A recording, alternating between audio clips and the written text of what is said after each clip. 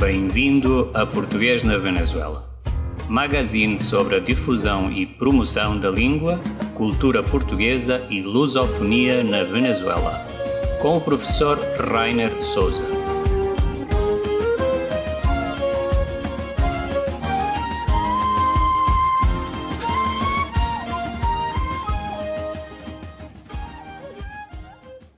Bom dia, boa tarde, boa noite. Bem-vindos a este podcast que se chama Português na Venezuela.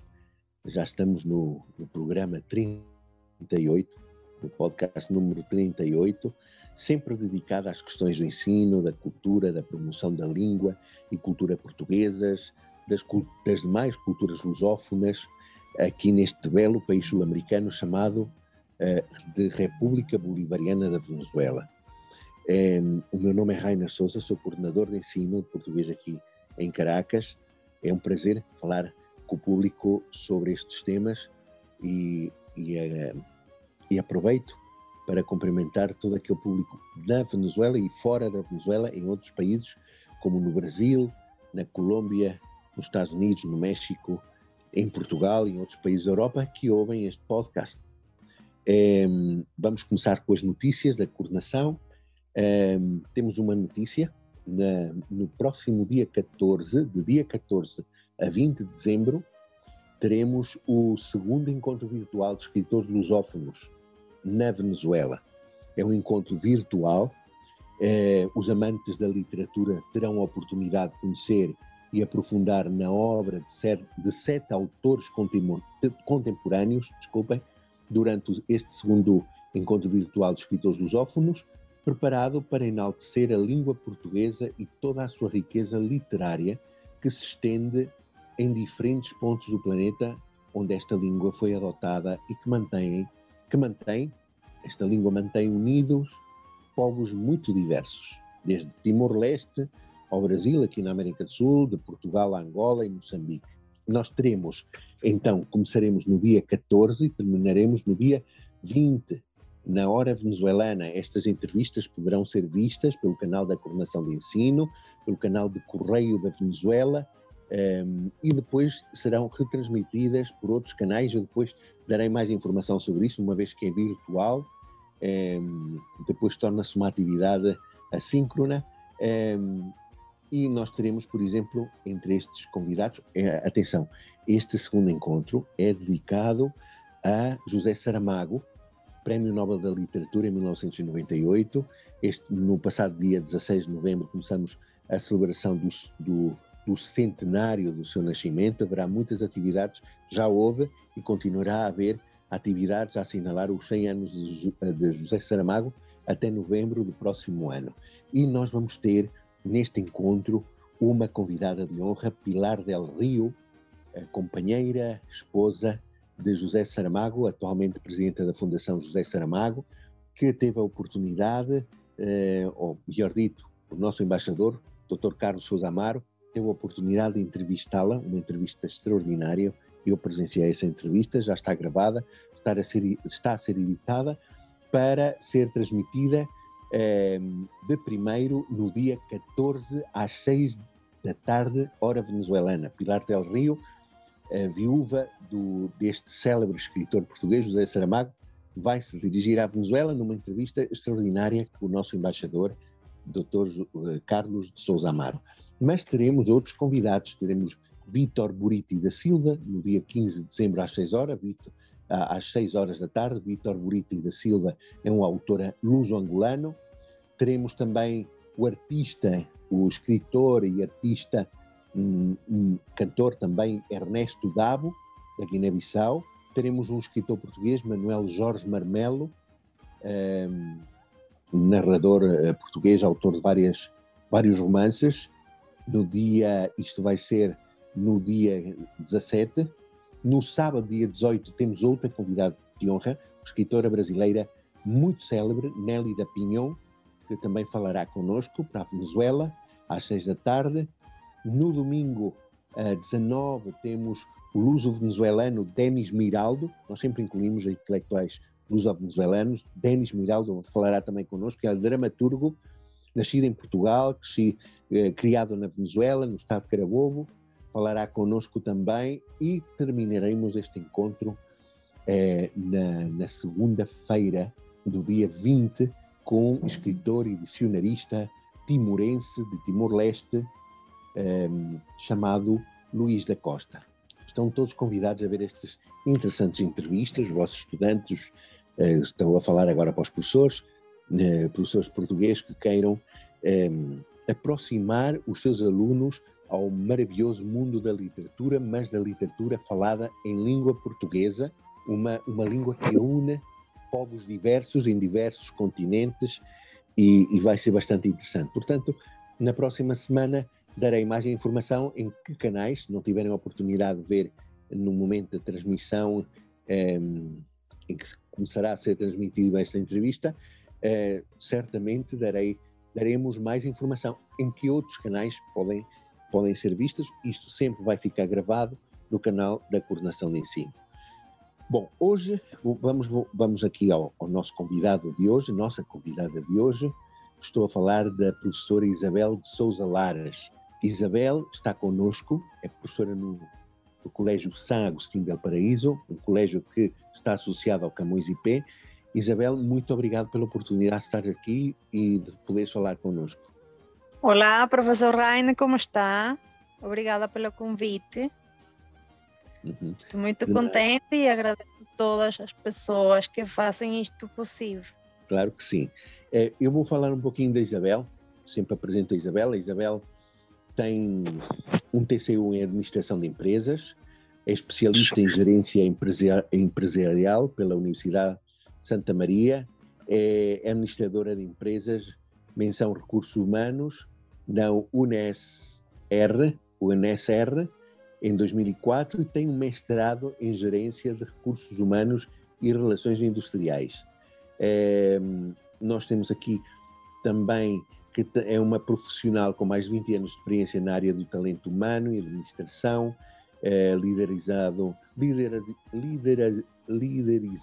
desculpem, hoje estou um bocado gago, processos de câmbios em treinamento, atração e seleção, gestão de cultura, clima e estruturas organizacionais. Ok? É uma pessoa com muita experiência neste campo. A nível de línguas, tem participado em inúmeras formações organizadas pelo Camões Instituto da Cooperação e da Língua Portuguesa, isto é, o CEP Venezuela, do qual eu sou coordenador, e como conhecedora da língua portuguesa e como detentora de conhecimentos a nível pedagógicos e didáticos, tem-se desempenhado como professora de língua portuguesa curricular no prestigioso Colégio São Agostinho del Paraíso. Okay? Existem 2 colégios São Agostinho aqui na cidade de Caracas, um na Marquês e outro na região de El Paraíso, e estamos a falar do Colégio São Agostinho del Paraíso. Nós já tivemos a oportunidade de falar com o coordenador de português desse colégio, o Dr. Ricardo Tavares, que falou também connosco num destes podcasts. E, bom, temos aqui a Isabel.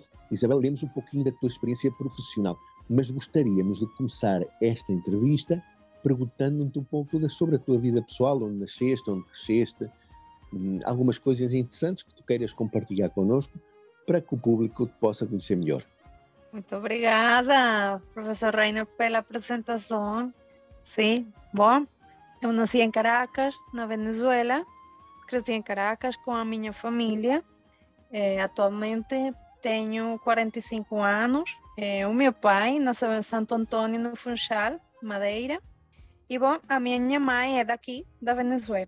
Tenho 3 irmãs, sou casada, tenho um filho, chama-se Alessandro. Estudei administração de empresas na área de recursos humanos. Tenho também um componente docente e fiz curso de gestão em empresa, mas nunca me vi dando aulas de português. Atualmente sou a professora titular da 3ª, 4ª e 5ª classe do português no colégio, que estou totalmente agradecida. E bom, muito contente pela oportunidade que tenho hoje em dia de poder ensinar às muitas crianças uma língua muito importante e que é compartilhada por minha família. Isabel, uma pergunta, tens um bom português? Onde aprendeste o português? Em casa, com a tua família? Que língua vocês falavam em casa? Bom, a minha casa falava portunhol, sim. Meu Como a pai maioria. falava às vezes português, às vezes espanhol. A minha mãe não falava português, mas minha família toda falava português. Eu trabalhei também em uma agência de viagens de portugueses, o senhor Antônio, em Amatours, e também falavam português. Toda a minha vida ouvi o português. Minha avó, os meus tios, alguns chefes também que falavam português.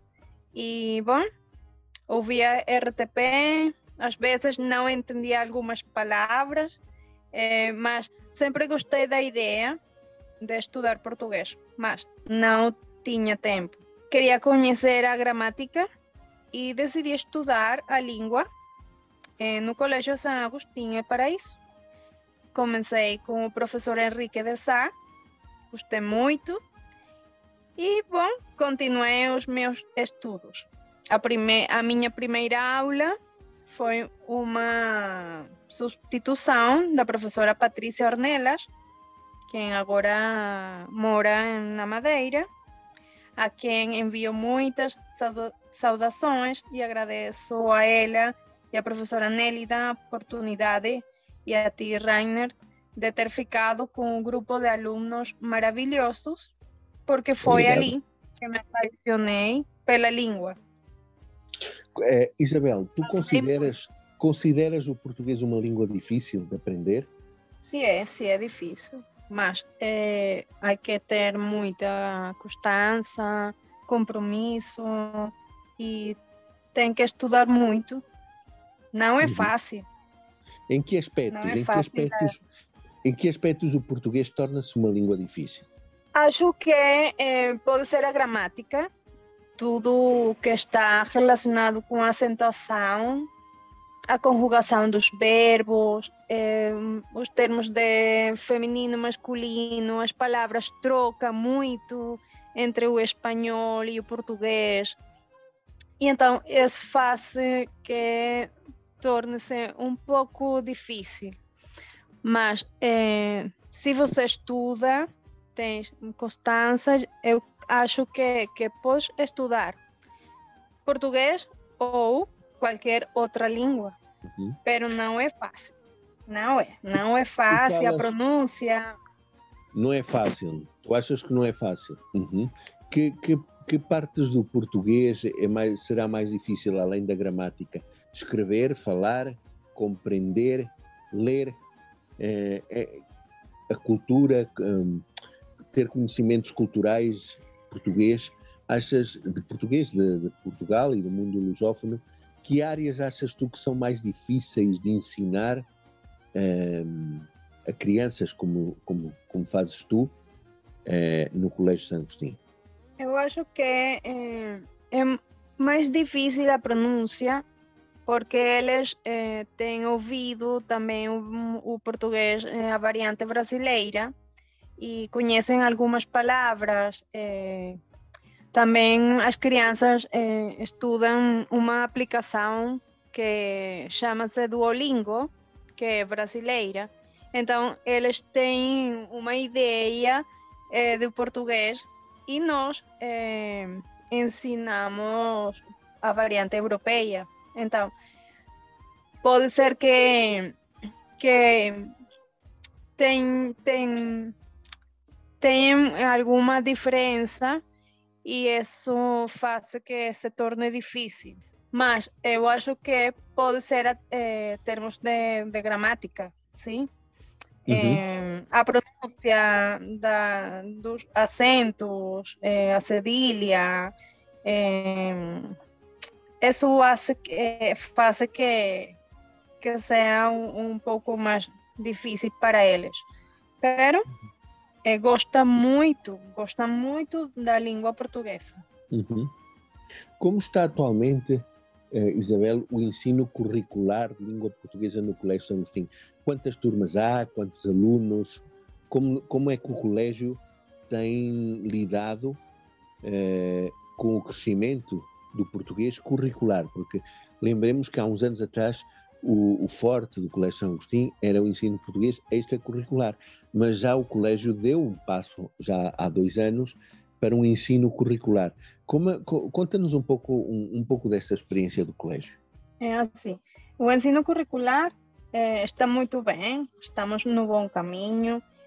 Começamos com 200 alunos na terceira classe e hoje temos mais de 600 entre a terceira, quarta e quinta classe. Temos 3 graus e é uma matrícula muito importante.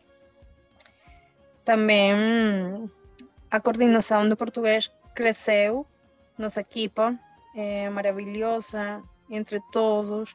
Nós assumimos um novo desafio para a educação digital.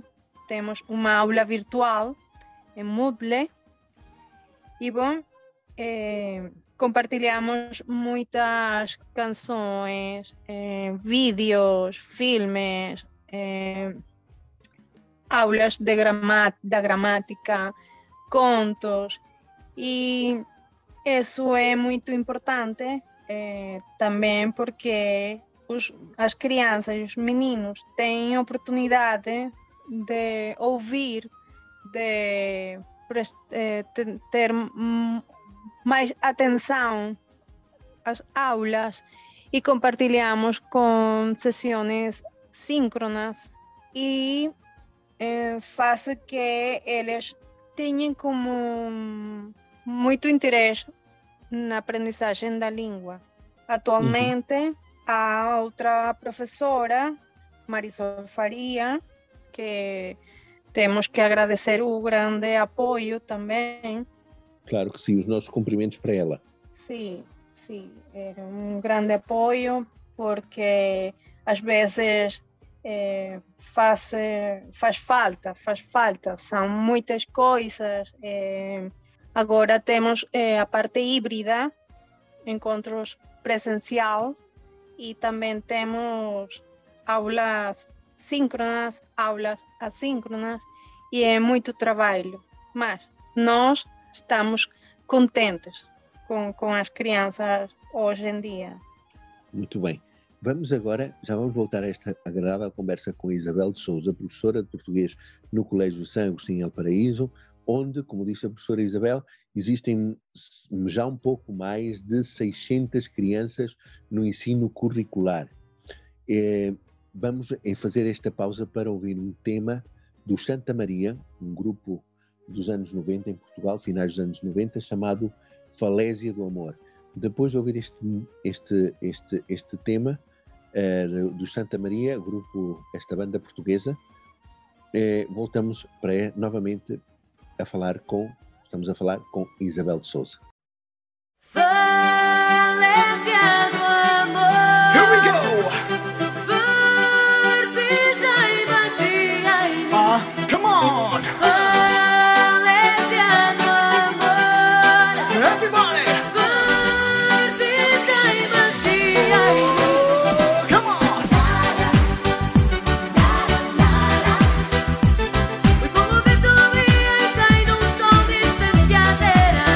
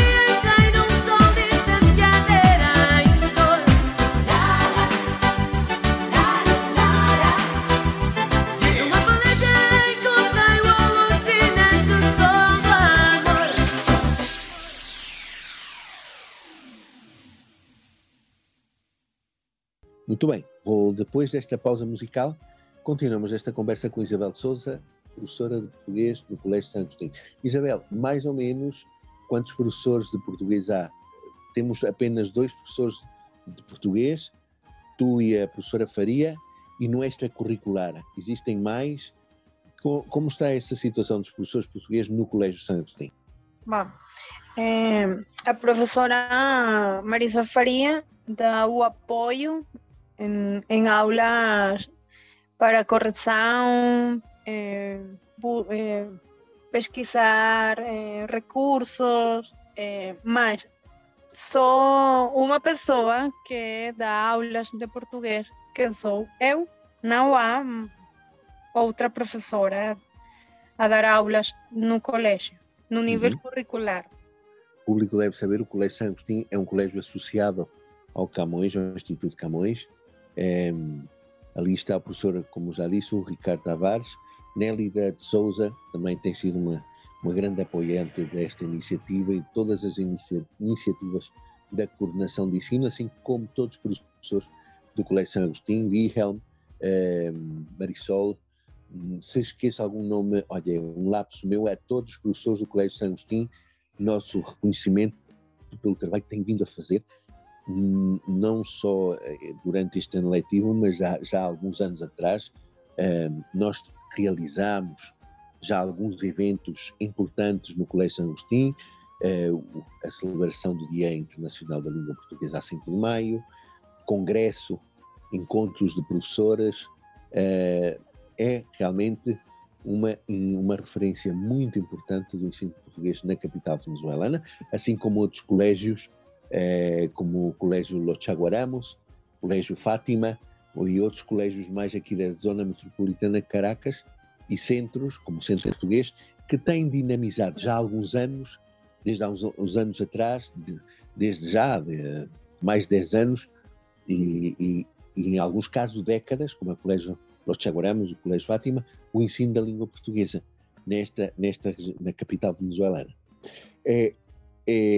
Isabel, como tens tu, como professora destas crianças, como tem sido a reação das crianças quando entram na aula de português e aprendem português?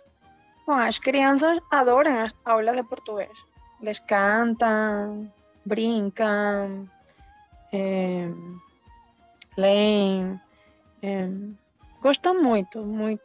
Verdade que eu acho que não há nenhum problema com o ensino da língua portuguesa, mas eles têm um desafio que é estudar à distância pela aula virtual. Eu acho que é isso, nada mais. Moodle que temos na escola, mas adoram o português. É incrível.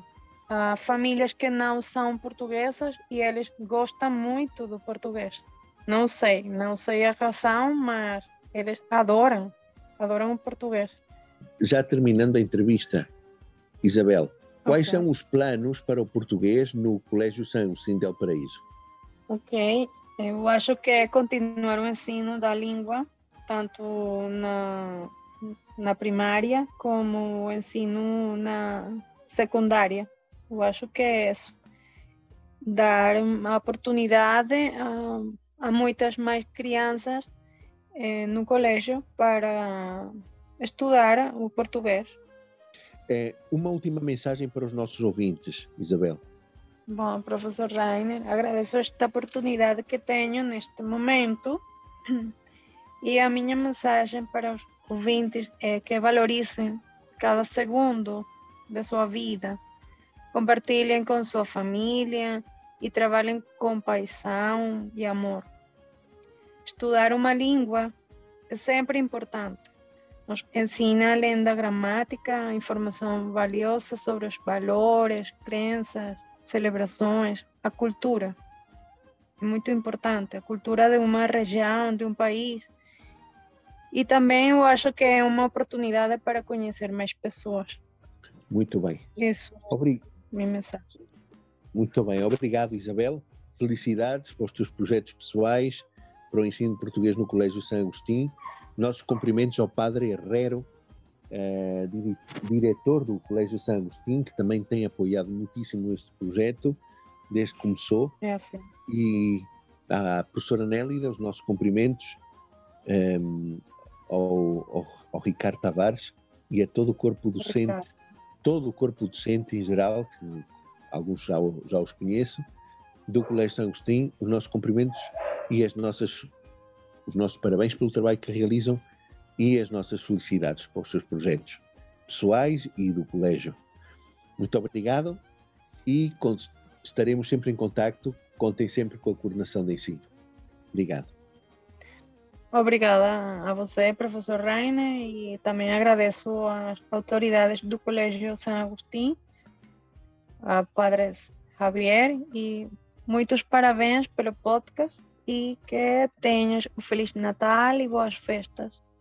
Depois desta agradável conversa com Isabel de Souza, vamos falar agora com Sonji Congeras. Sonji Congeras é formada na Universidade Central em Tradução e Interpretação, atualmente reside no Brasil e foi, no ano passado, a intérprete e tradutora do primeiro encontro virtual de escritores lusófonos na Venezuela. Este ano, como eu disse no princípio deste podcast, estamos a realizar o segundo encontro virtual de escritores lusófonos na Venezuela e a Sonji vai ou está a fazer, já perto de concluir, a tradução das entrevistas realizadas a estas 7 personalidades relacionadas com a literatura, no ano em que estamos a celebrar o centenário do nascimento do nosso Prémio Nobel de Literatura, José Saramago. Sonji, muito obrigado pela tua disponibilidade de poderes falar connosco. Sei que estás muito ocupada com o teu trabalho e tradução no Brasil. Muito obrigado por falares novamente connosco neste podcast chamado Português na Venezuela.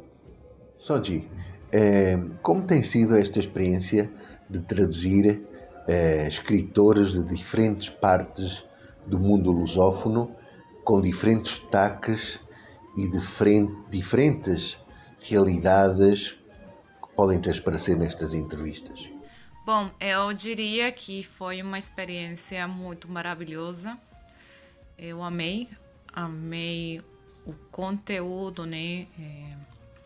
Os temas de literatura e culturais que se mencionaram nessas entrevistas, ver como é que é o mundo atual desses países, né, ou a situação atual, e também ver que temos bastantes, eu já acredito que sou uma brasileira ou uma portuguesa, né, ou uma lusófona, mas temos bastantes criadores de literatura.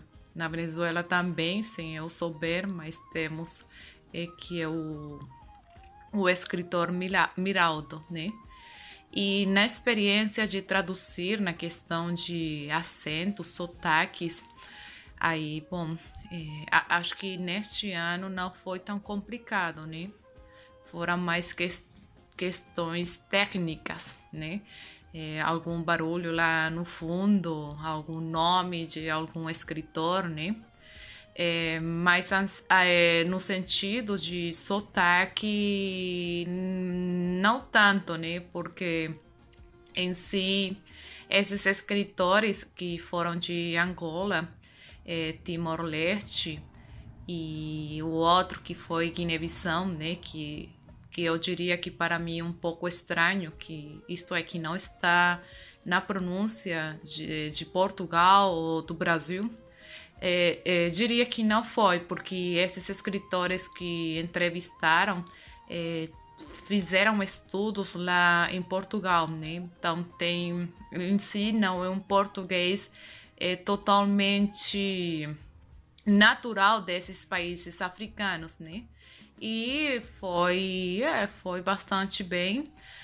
Algumas vezes não entendia, na verdade, certas expressões, mas com a ajuda de amigos, do professor Rainer, obrigada, ou do professor Henrique, que também me ajudou, ou uma amiga aqui no Brasil que me ajudou mesmo, porque na entrevista de Brasil havia, bom, em todas essas entrevistas, né, tinha um barulho de fundo, e às vezes esse barulho não, isto é, impediam que a voz do escritor em si se compreendesse bem, né?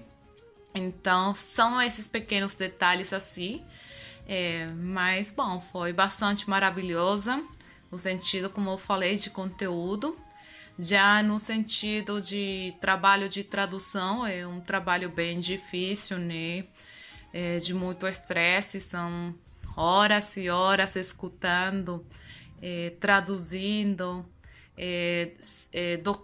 fazendo documentação, perguntando a algum amigo, hora de também deixar descansar para depois retomar o trabalho, revisar no final, mandar para alguém, que neste caso é de Gordillo, ele me ajudou no primeiro encontro e também no segundo, na parte da revisão. Mas, bom, é um trabalho que só o tradutor sabe que é bem difícil, né?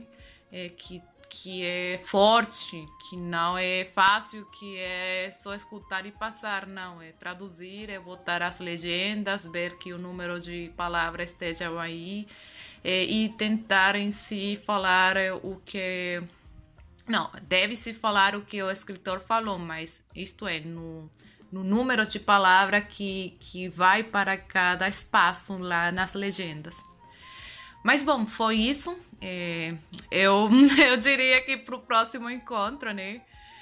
Se eu for a tradutora, eu vou pedir uma obra, um livro desses escritores que fossem ou que vão ser os escritores entrevistados, porque sempre fico curiosa, fico apaixonada pela obra, tanto literária como a obra pessoal dessas pessoas. Então, bom, espero, se os escritores estão me ouvindo aqui, receber de presente um livro deles, né? Sonji, qual é a impressão com que ficas destas palestras, de tudo isto que estes escritores transmitem ao público, das suas obras, da literatura e da lusofonia em geral? Bom, em termos gerais, eu diria que a literatura, segundo o que eu aprendi desses encontros, assistindo às entrevistas de todos os escritores lusófonos que tenho traduzido, né, é que a literatura é uma arte e que eles que fazem literatura amam isso que estão fazendo, né? É uma paixão. E por isso é que são grandes seres humanos. Porque não é produzir literatura para vender, não. É escrever porque é o modo de vida, não o modo de lucro, né? Eu vi quando... bom, vou adiantar, né? Vou dar uma exclusiva. Mas no vídeo da entrevista da escritora brasileira Nélida Pinhon, quando a entrevistadora perguntou como é que ela considerava a obra, ela falou que ela não podia responder essa pergunta, porque é o leitor que define o que é a obra dela, e que o escritor trabalha para o leitor, né? Isto é, escreve segundo o que o leitor quer escutar, quer ler. E, bom, no que respeita a José Saramago, na verdade, um grande ser humano, uma grande pessoa. Eu tive a oportunidade de ler na faculdade o livro de Caim e o livro aquele de ensaio sobre a cegueira, né? E realmente, como mencionaram todos os escritores, né? Saramago não tem tempo. Não, a literatura dele pode ser de agora, do presente, do passado ou do futuro. Então, é algo que ele conta, ele prevê, né, do futuro e agora que estamos vivendo. Então, eu amei todos os escritores, todos. E fico muito feliz que o escritor seja, perante tudo, um grande ser humano, porque a obra com certeza vai ser bem sucedida e bem recebida pelos leitores. Muito obrigado, Sonji. Obrigado pelo teu trabalho e, bom, graças a ti, o público que não está acostumado ou não conhece, não fala o português, poderá desfrutar destas entrevistas graças à tradução que tu fizeste de todo este material interessante, que depois poderá ser consultado no canal da Coordenação de Ensino de Português na Venezuela no YouTube. Muito obrigado e felicidades. Eu diria que eu sou essa pessoa que fica grata, né, por terem me dado a oportunidade de ser a tradutora nesse segundo encontro de escritores virtual na Venezuela. E, bom, eu posso dizer agora, já que terminei a tradução, só falta revisar uma entrevista, que cumpri com o dever do tradutor. E o dever do tradutor é ser uma ponte. Isto é, uma ponte comunica de um lugar a outro. E eu comuniquei mais de português para espanhol.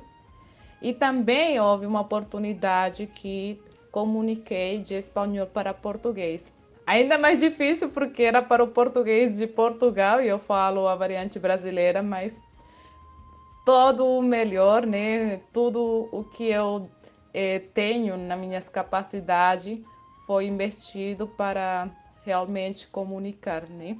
E que todo mundo lá na Venezuela, na América Latina, na Europa, na África, onde vamos chegar, eu sei, possam compreender e se interessarem mais pela língua, né, portuguesa e também pela língua espanhola.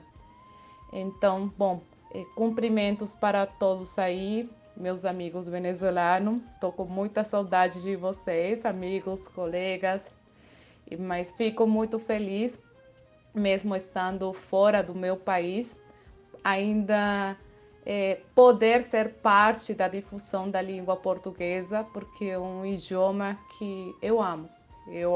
Eu sou muito feliz trabalhando, traduzindo, dando aulas, falando português.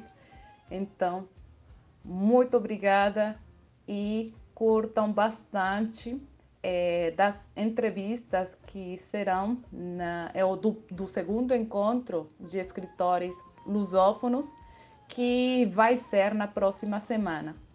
Um grande abraço para todos.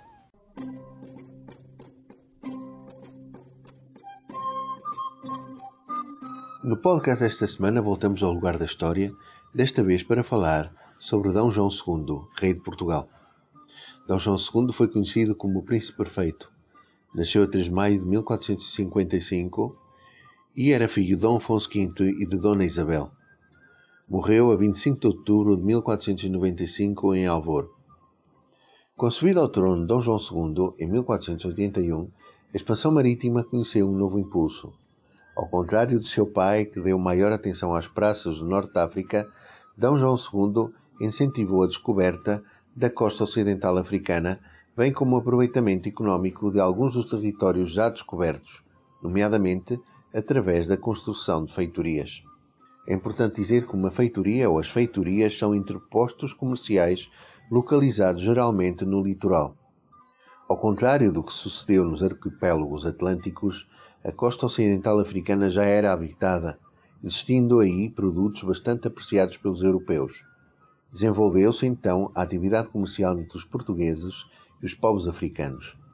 Os portugueses traziam ouro, marfim, malagueta, escravos e levavam panos coloridos, trigo, sal e adornos. Para facilitar as trocas comerciais envolvidas, serviam-se da construção de feitorias junto ao litoral, feitoria de Arguim e a feitoria de São Jorge da Mina.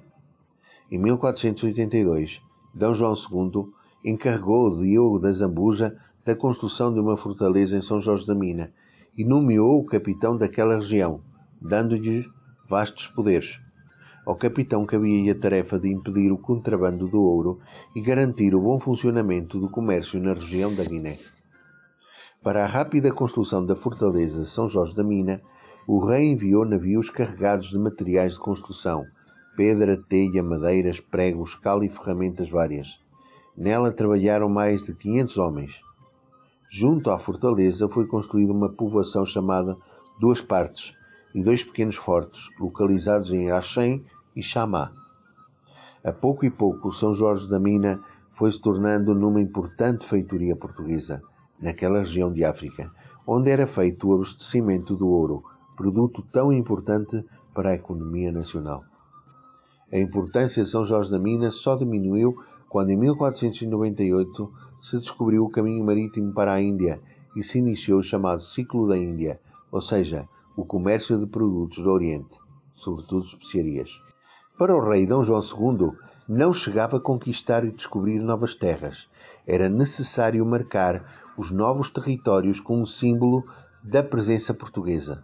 Foi nesse contexto que se começaram a erigir nos territórios conquistados os padrões, firmando-se o domínio e posse portuguesa daquele local. Os padrões eram monumentos feitos numa única pedra cilíndrica colocada na vertical, tendo no cimo a cruz de Cristo e gravadas as armas reais e a data da implantação. Este foi o lugar da história desta semana. Para a semana que vem voltamos com mais história da história de Portugal. Terminamos assim o podcast desta semana, Português na Venezuela, e vamos nos despedir com uma música de Natal, porque estamos em Natal. A todos um bom Natal, chama-se esta canção, que vai ser interpretada pelo coro de Santa Amaro de Oeiras. Ficamos assim até para a semana.